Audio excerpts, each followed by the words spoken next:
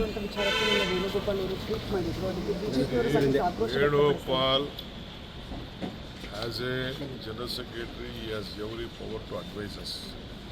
If anything is there, we should go in a larger interest.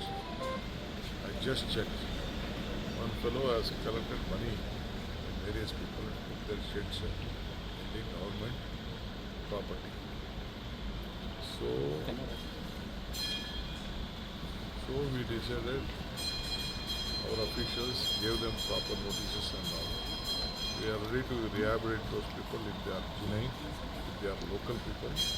We will give them whatever the best help from our Rajiv Gandhi housing scheme.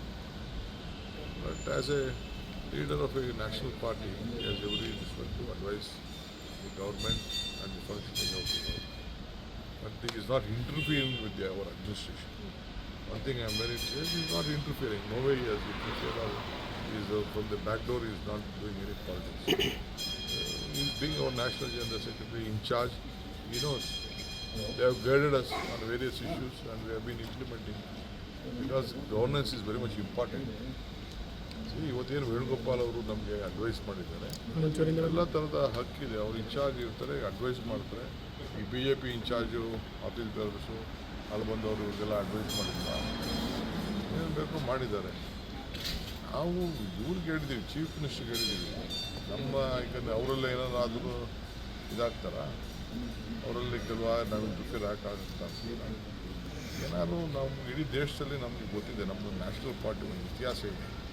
ಇತಿಹಾಸದಲ್ಲಿ ನಾವು ಸಮಾನತೆ ಇದೆ. ನಾವು ಜಾತಿ ಮೇಲೆ ಹೋಗಿ ನಾವು ತರಿಸಿದ್ದೀನಿ ಲಿಸ್ಟು, ಎಷ್ಟು ಜನ ಯಾವ ಜಾತಿಯವರು ಏನಿದ್ದಾರೆ ಅಂತ.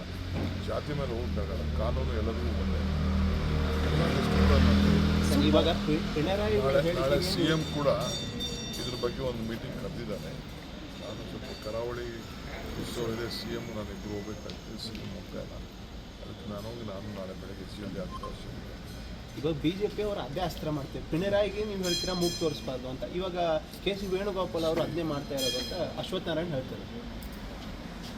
BJP ನಾನು ಉತ್ತರ ಕೊಡೋಕ್ಕೆ ಇಷ್ಟ ಇಲ್ಲ. ಒಂದೊಂದು ಸತಿ ನ್ಯೂಸಲ್ಲಿ ಇರಬೇಕಲ್ಲ, ಕಾಂಪಿಟೇಷನ್ ಇದೆ. ಅವ್ರ ಪಾರ್ಟಿಲಿ ಒಬ್ಬೊಬ್ಬರು ಕಾಂಪಿಟೇಷನ್ ಇದೆ. ಅವ್ರು ಕಿತ್ತಾಕ್ತಾರೆ, ಇವ್ರು ಕಿತ್ತಾಕ್ತಾರೆ, ಇವ್ರು ಕಿತ್ತಾಕ್ತಾರೆ. ದಿನ ಅವ್ರನ್ನ ಸ್ಟೇಟ್ಮೆಂಟ್ ಕೊಟ್ಟು ನೀವು ಅವ್ರಿಗೆ ಗೌರವ ಕೊಡ್ತೀರಲ್ಲ, ನಾವೇನು ಅವ್ರು ಯಾರ ಸ್ಟೇಟ್ಮೆಂಟ್ಗೂ ಸೊಪ್ಪಾಕಲ್ಲ.